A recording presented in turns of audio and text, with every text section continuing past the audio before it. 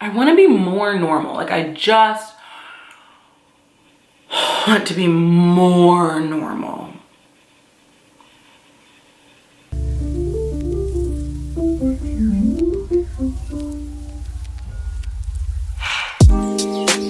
Hi friends, hi fam, what's poppin'? I hope you guys are doing so super well today, staying hydrated, living your best life, you know, checking in with your friends, your family, your heart, your mind, all of those things.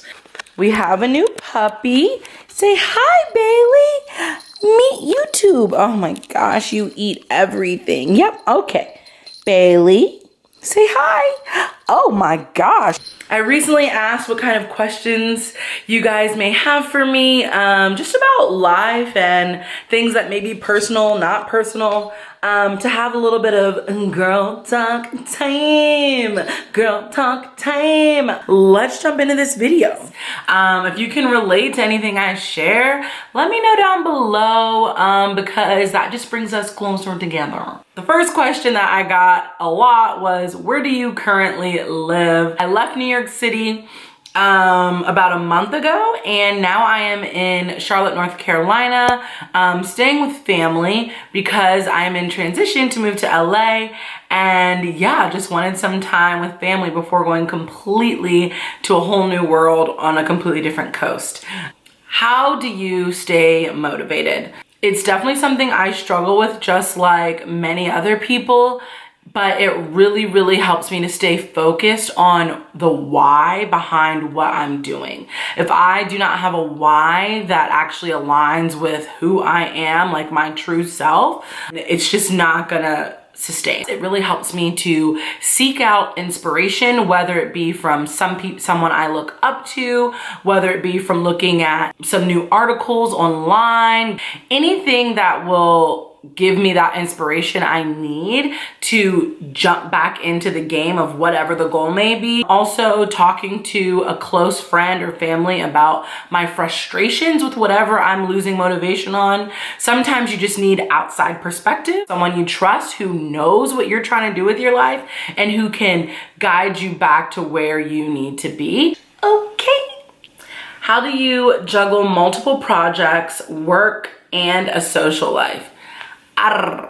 It definitely can be overwhelming. Like, I feel you. It really helps me to take a look at my life as if it were a dinner plate, not a Thanksgiving dinner plate. I'm talking just like a regular, schmegular plate. Look at your 3 core things. You know how you want to have your healthy fat, your good protein, and some veggies? That's how I try to look at my life. Like, what 3 main things am I focusing on during this season?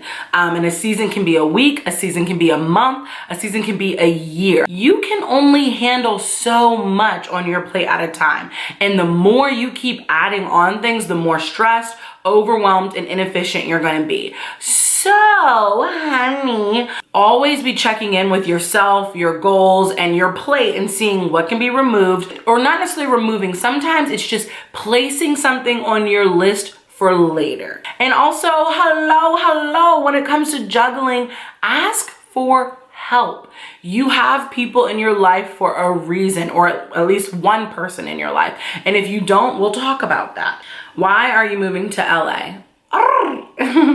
Wouldn't you like to know? I want to be more normal. Like, I just want to be more normal. I'm moving to LA because I am from North Carolina, as I've said 1 million times. I'm from North Carolina. I love North Carolina. Say what you will about it. We have our issues, yes. But when it comes to property value and growth, and community and quality of life, I really, really enjoy the major cities we have here. And my goal is to move to Raleigh, Durham when I'm ready to kind of, you know, know, maybe purchase a property and do some other adult things. But right now I'm not in that phase in my life. LA, it's just the complete opposite of everything I experienced in New York City when it comes to geography.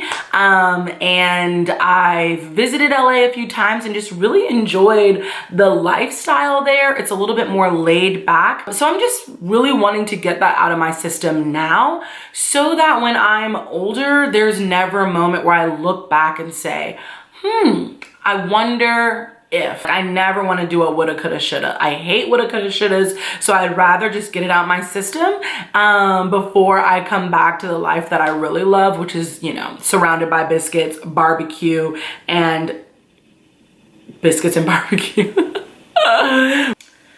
How to grasp and execute my ideal home style and aesthetic. My first tip would be, when it comes to identifying it, don't put yourself in a box, okay? I was trying to put myself in a box. You can't do that. What really helped me was accepting the different styles that I really like and being open to bringing those together.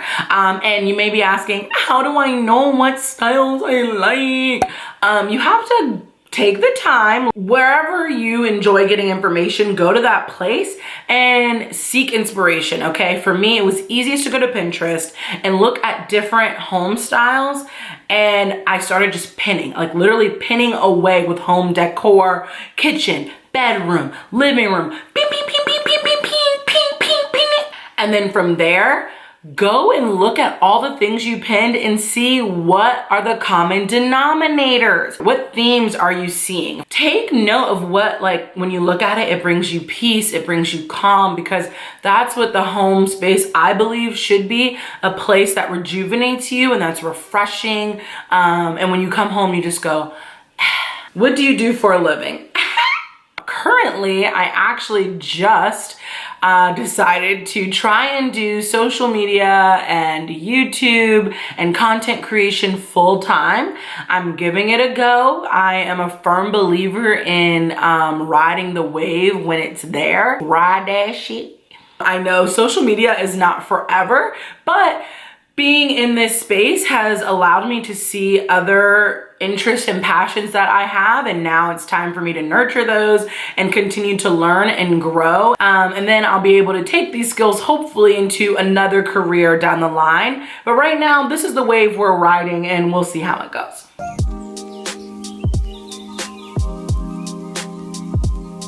I studied in college communication studies and nonprofit management. I graduated and I actually was a waitress for a year, and I worked at a wedding venue. So I thought I wanted to do event planning, so I was working at a wedding venue and waitressing. Then after that year, I got my first sales job doing inside sales. I was selling investment loans to property owners, rental property owners. And then I started selling ads for Yelp. I don't know if you've heard of it, Yelp. Anyway, worst job of my life. Bye. Sorry if you work there, but that was like a dark, terrible time for me. And then I got another sales job doing business development. I was just like really trying to get it in. I did one more sales job after that. And then I finally realized it wasn't the money. It wasn't the companies. It was the actual labor. After I left sales, I actually ended up nannying in New York City, and I did that for 3 years. I realized the money was so much better and my sanity was in such a better place. Okay, so moving on. How to find your personal passion. I struggled with this for a long time, like a long time. What on earth is my passion? Why am I paying all this money for student loans? I don't even know what I want to do. Growing up, I was not a person who was like really great at one thing. Like I always have been insecure about this.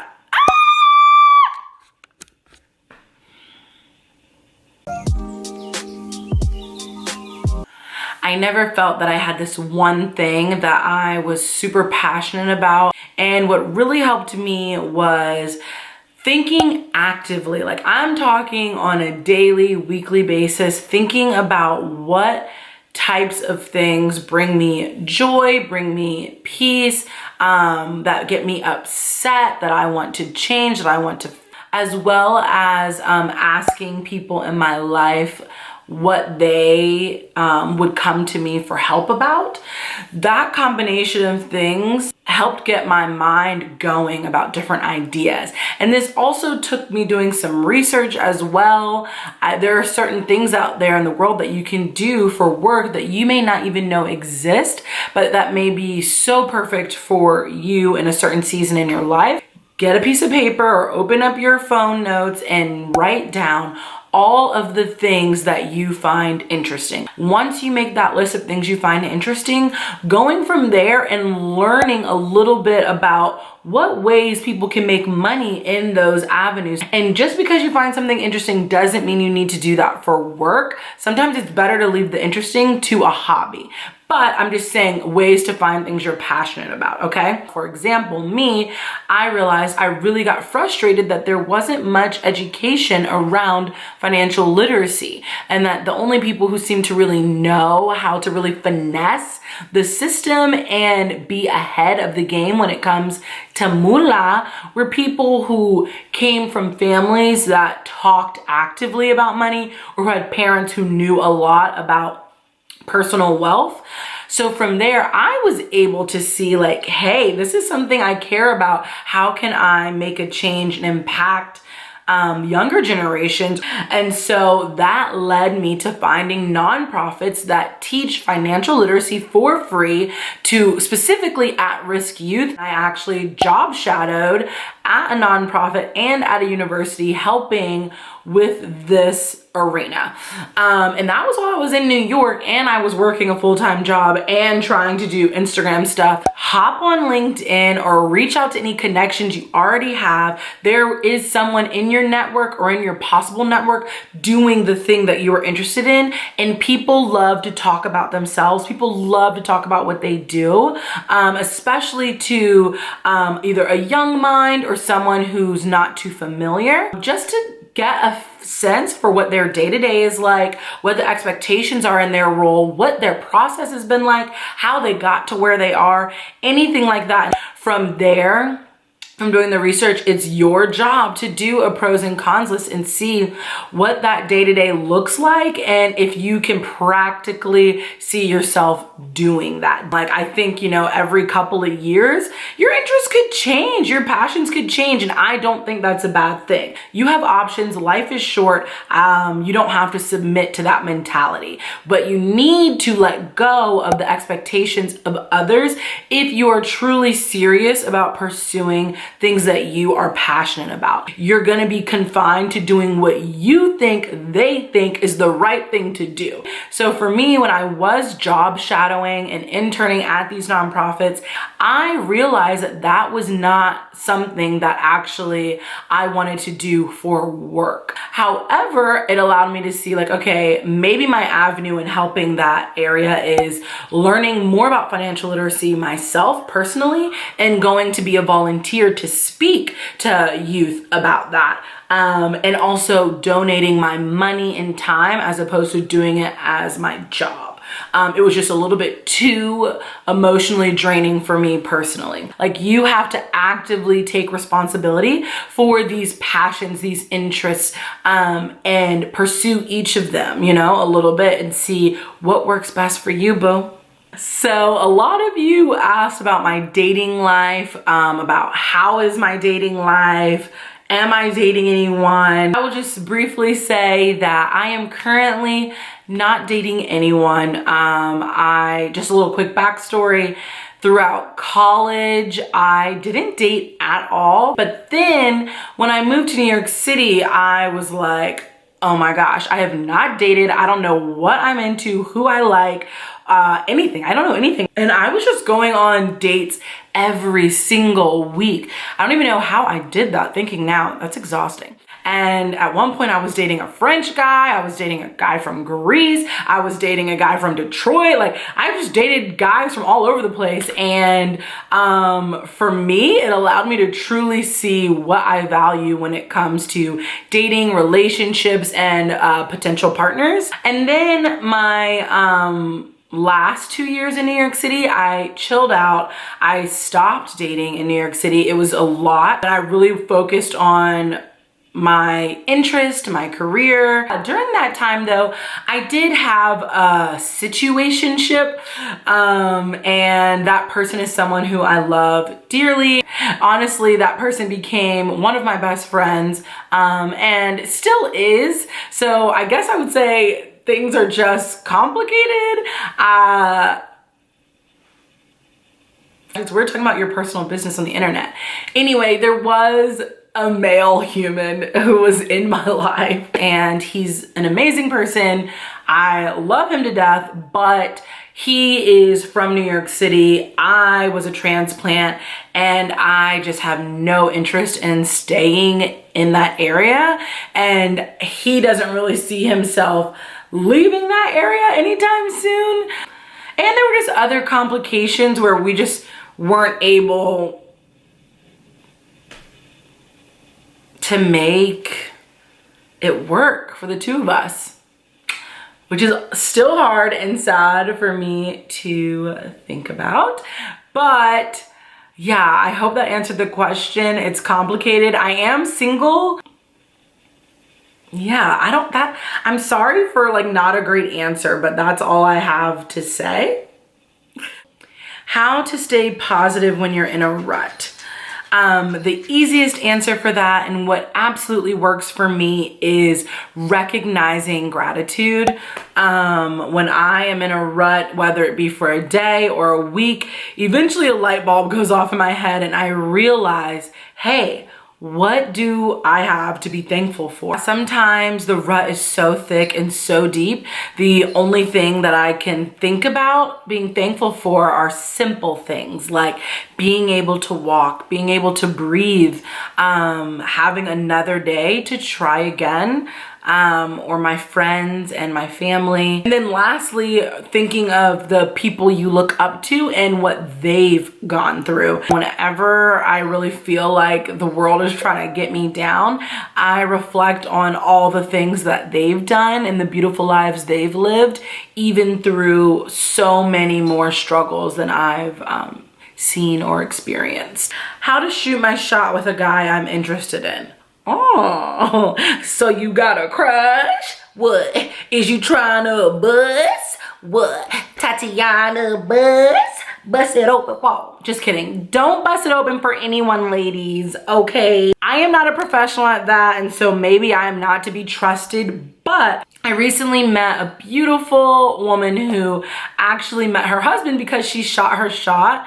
And she was at like a group gathering and saw him, thought he was really handsome, and just went for it. I've never been able to do that, but she definitely inspired me to just shoot my shot when I can. And what she told me was, hey, you are a beautiful, confident woman who any man would be lucky to be with. So like, don't shy away from any meet cutes, because you never know what could come of it.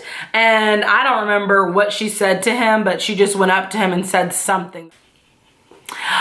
Wow, that story was terrible. What's your sign? I am an Aquarius, and someone also asked, when is your birthday? My birthday is January 22nd, and I was born in 1992. Do you cook? No. Just kidding. I do cook. I'm just very picky in the sense that I only enjoy cooking breakfast food. I don't know why. I think because for one of my nanny jobs, I actually cooked for the family, and there were 5 of us. So I was cooking for a family of 5, and I was cooking elaborate meals every night. And I really think that burned me out from wanting to cook after 2 years of doing that. How do you cope with being single in your late 20s? Even though I've been in a situationship for the last 2.5 years, I am currently single. And I think because I have so many amazing, beautiful women in my life who are single at so many different ages, like living life the best way they can and to the fullest. So I think that always helps me know like I'm gonna be okay. So another thing that helps me is just trusting the process, trusting, for me, God's plan for my life. But anyone can put trust in the fact that their life is exactly as it should be. The path you are on is where you belong. And, you know, the person that is out there for you will come into your life, and that will be revealed to you just at the right time. How do you make wise financial decisions in a time where we are so easily influenced by people online? Oh, we talking money talk. As someone who is taking in information from the internet, you have to protect your coin, okay? Your coin comes first. If you know you struggle with falling for the okie doke online and wanting to try this product and that product, one, you might have to protect what you're looking at. Like, get a little bit more choosy about who you follow, muting some content. I unsubscribe from every company that has sent me promotional emails because I don't need to know when they're having a sale. Like, I just don't. Something else that really helped me is having the one in, one out rule, that whenever you bring something new into your home, something has got to go. What do you find challenging about YouTube? Ooh, YouTube schmoobtube. BoobTube. That's probably a porn website that I don't know about. BoobTube? Is it? I don't want to talk about it. What I find most challenging is people are very honest in the comments on people's videos, and I have finessed my way through avoiding any and all confrontation my entire life. Being that I was the new kid for 4 years in a row, I went to a new school back to back for 4 years. I learned how to avoid any and all confrontation. I don't have siblings, so I've never had to really work through confrontation with someone. So my biggest challenge with YouTube is keeping things completely kosher at all times, because, you know, I read the comments and I appreciate all of you who share your thoughts with me on my videos. But sometimes there's some that are hard to read, and that's just something I have to like accept. How do you have a healthy relationship with food? I don't know why you think that, because I don't have a healthy relationship with food.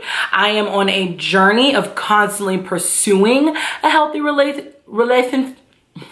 relationship with food. But I am someone who my whole life since I was a kid, food has brought me comfort more than the average person.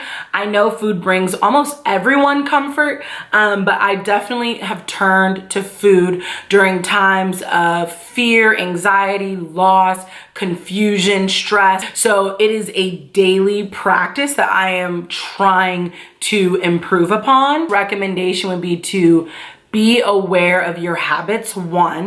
Once you're aware of them, you know, I would say write them down, verbalize them, make it real to yourself what it is that you're doing that may not be the best for you when it comes to your food habits, okay? And then try to identify like what's really happening in those moments when you're reaching for another handful of whatever, or when you're ODing on something, or when you're skipping meals, like whatever your food issue is, identify what's really happening, because the food isn't the problem. The problem is you're stressed. The problem is you're tired. The problem is you didn't plan, okay? The problem is so many other things. It is not the food. Challenge yourself to pivot from certain habits and replace them with something better. All right, you guys, that is it. Thank you so much for watching this video. Well, you ain't nothing but a bad bitch. You ain't nothing but a bad bitch. I appreciate you. I love you. If we are not already connected, what you doing? Subscribe. Let's be friends. Bye. No one can do it like you.